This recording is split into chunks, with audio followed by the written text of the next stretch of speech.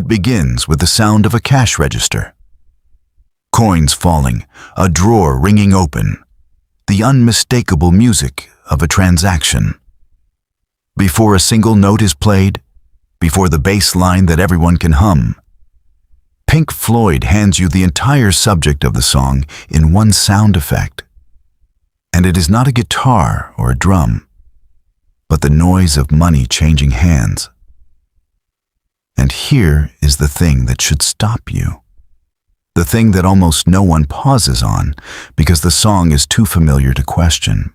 That cash register became one of the most lucrative sounds in the history of recorded music. The single it opens helped turn The Dark Side of the Moon into one of the best-selling albums ever made. And that album made 4 young Englishmen wealthy beyond anything they had imagined. A song that opens with the sound of money, mocking money, went on to generate an almost unimaginable amount of it. We need to talk about whether that is a contradiction, or whether it is the most truthful thing Pink Floyd ever did. Start with the surface, because the surface is already strained. The lyrics of Money are a sneer. They are written in the voice of a greedy man, a man hoarding his cash, telling everyone to keep their hands off his stack, dreaming of a new car and a private jet and a football team. Roger Waters wrote it as satire, a portrait of acquisitiveness so naked it becomes grotesque. The narrator is not admirable. He is a caricature of capitalist appetite, the kind of person who believes money is the root of all evil today, and then immediately asks for a raise.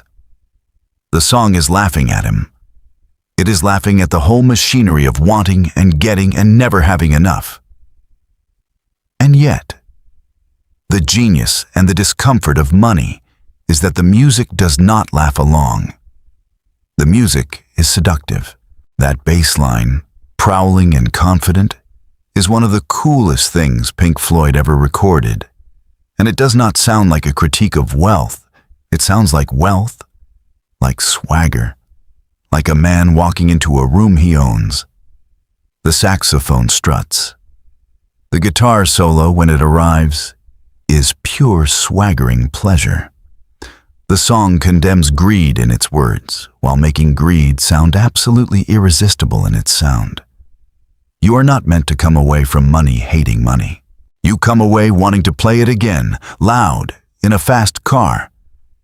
And that tension between a lyric that mocks and a music that seduces is not a mistake.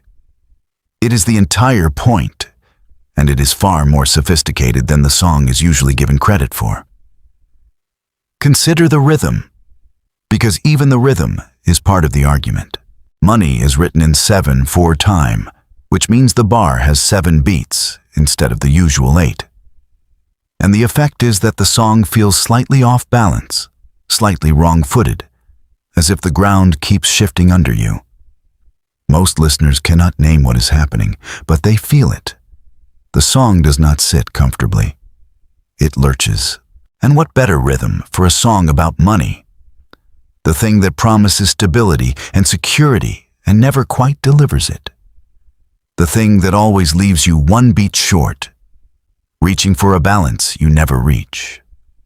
When the guitar solo arrives, the song actually straightens out into a normal 4/4 for a while.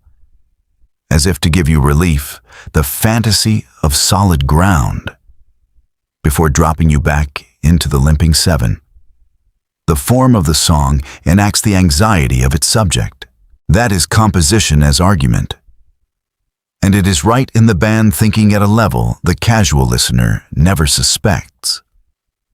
But let us return to the contradiction, because it is the thing that makes this song worth a whole essay. And because Pink Floyd were far too intelligent not to have seen it coming. Here is a band of art school intellectuals, steeped in the counterculture of the late 60s, deeply suspicious of commerce, who write a song attacking the love of money. And that song becomes the commercial breakthrough that makes them rich. The easy reading, the cynical reading, is hypocrisy. They condemned wealth and pocketed the proceeds. Sing against money, cash the check, and if you want to be unkind, the material is right there. But I think the easy reading is wrong, and I think the truth is stranger and more interesting.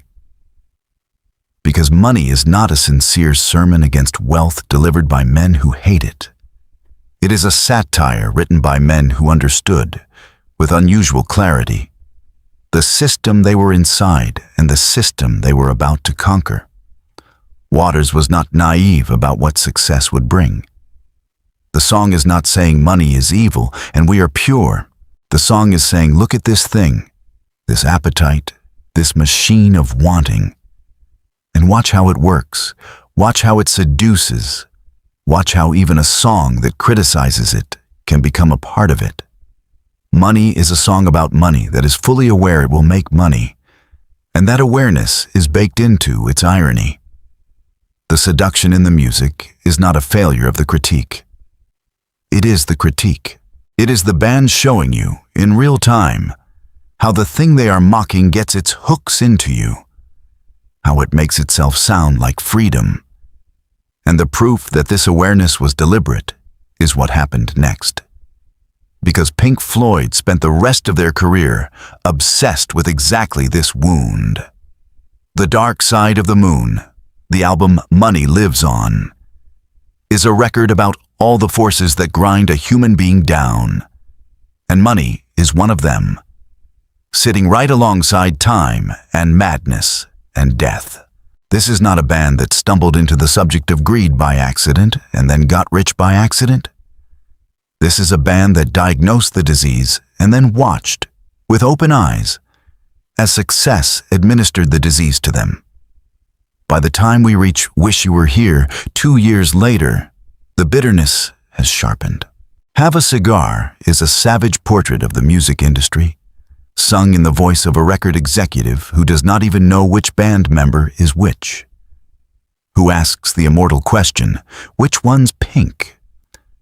As if the artists were interchangeable units of profit. The same band that made millions from money turned around and wrote the most contemptuous song about the industry that made them those millions. That is not hypocrisy. That is a band that never stopped seeing the machine clearly, even from inside it, even as it paid them. There is something almost tragic in this clarity, and it is worth sitting with.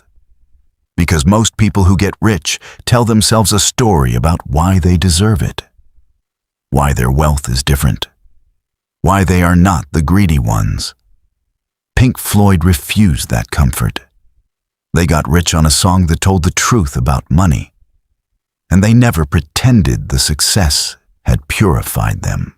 Roger Waters in particular spent decades visibly tormented by the contradiction between his politics and his wealth, between the art that attacked the system and the fortune the art generated. You can hear that torment curdle across the later records. The growing rage. The sense of a man who cannot forgive the world or himself for the bargain that art and commerce always strike. Money is the first time the bargain is laid bare. And the genius of it is that the song does not resolve the contradiction. It just shows it to you, ringing like a cash register, and lets you sit in the discomfort. So when you hear that famous opening now, the coins, the drawer, the prowling bass, I want you to hear it as something more than a great rock song. Hear it as a band telling the truth about the trap they were walking into. With their eyes wide open, knowing the song would spring the trap and make them wealthy and prove its own point in the process. The cash register is not just a sound effect. It is a confession recorded before the crime, an admission that they knew exactly what they were doing and what it would cost them, not in money, which they would have in abundance, but in something harder to name, the clarity to see the machine and the inability to ever step outside it. There is a name this whole channel keeps circling, the band's tendency to write the truest songs about the things that wounded them most. Syd Barrett was ground down by the machine of the industry, and they wrote about that machine. Roger Waters lost his father to a war he would mourn his whole life, and he turned that grief into their most ambitious work. And here, with money, they took the very force that was about to transform their lives, wealth, success, the love of getting. And they looked straight at it before it arrived. And they told the truth. And then they let it make them rich anyway. Most artists sell out and pretend they didn't.